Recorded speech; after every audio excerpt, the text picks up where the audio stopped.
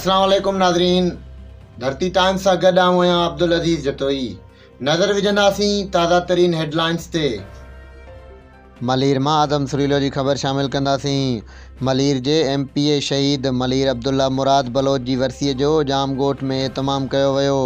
वरसीअ में सभ खां पहिरें शहीदनि खे भेटा पेश कई वई। शहीद अब्दुल्ला मुराद जी वरसीअ में पीपुल्स पार्टी जी आला क़यादत जी हलन वॾे अंग में शिरकत कई। उन मौक़े ते अॻवाननि ख़िताब कंदे चयो त शहीद अब्दुल्ला मुराद जहिड़ो लीडर मलीर में घटि ॼमंदो, बहादुर, अदरप्रस्त, ग़रीब जो आॾॾोखी शख़्स हो। हुन पीपुल्स पार्टीअ जी प्लेटफॉर्म तां मलीर जे मारूड़नि जे हक़नि लाइ जिदोजहद कई। मलीर में पीपुल्स पार्टीअ खे मज़बूत करण में पंहिंजो अहम किरदारु अदा कयो। अॼु बि शहीद जो नालो ज़िंदा मिसाल आहे।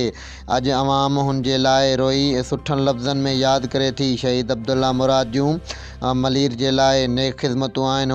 हू लीडरशिप जे ज़रिए पार्टी पॉलिसियुनि खे फॉलो करे मेंबर साज़ी कई। आमिरियत जे दौर में हू जेल में रहियो।